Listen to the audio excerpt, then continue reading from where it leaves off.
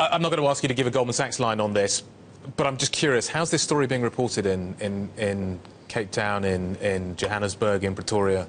With a great amount of interest and a great amount of sympathy, I think, to what's going on. You must remember the refugee crisis, the immigration crisis, really has its roots in the north of Africa, what's going on in Libya, Syria, places like that. Yep. So I think there's an affinity with the problems and a concern about the people.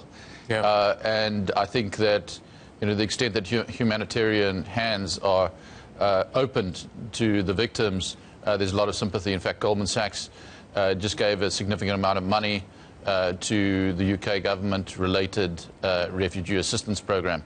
And in terms of the South African experience here, when I was last in South Africa, it was a time of tension, again to do with migration. This is a different story, but to do with migration from parts of sub-Saharan Africa into South Africa and the ability of the labour market in South Africa to cope with that influx. So it's part of the modern-day South African story, this migration story as well. Yes, I think this unemployment problem around the world, has a major impact on how people experience migration, and obviously the xenophobic attacks in South Africa were part of that story, as you point out.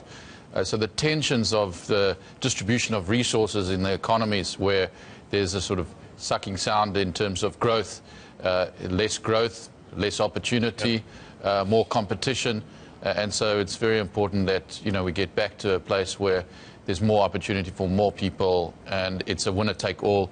Sorry, a growing economy rather than a winner-take-all mindset.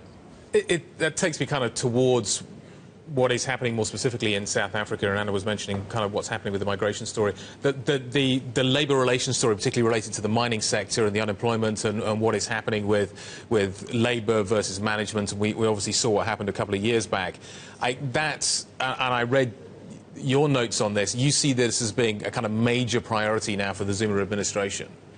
Yes, we have in terms of the overall emerging markets, an extremely high level of unemployment. We have basically 15 million people employed and 8 million people unemployed. So that's a 34% broad unemployment rate, which is far too high, and it's not changed since the Mandela administration of '94.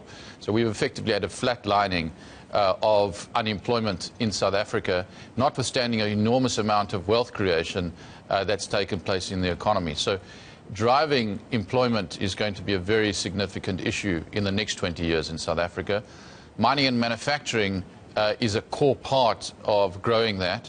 But in fact, the services part of the economy is where employment has been created. Agriculture and mining has suffered. So it's very important that we work out ways of, from that administration, from the private sector in South Africa in particular, breaking this unemployment problem. And it's a structural unemployment problem, isn't it? I mean, that makes it all the more difficult and challenging to solve.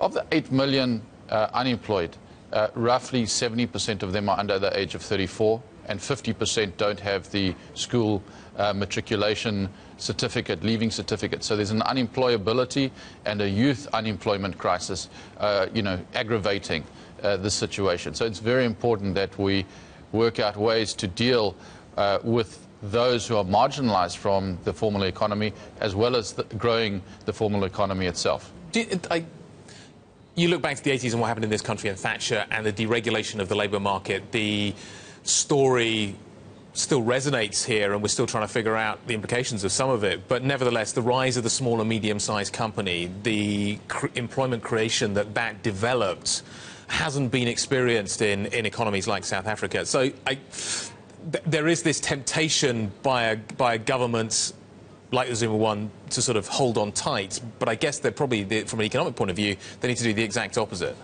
Well, if they look to China, for example, who are driving a modernization and reform program, I would say that there's significant lessons for South Africa from the China story, in the sense that what they've done with their state-owned enterprises is they've brought private participation, they've listed those entities, they've brought a huge amount of reforms to bring transparency, to get good governance, good management in place, and whilst they have their own direction to travel and matters to fix, South Africa could do a lot more to modernize and liberalize their economy.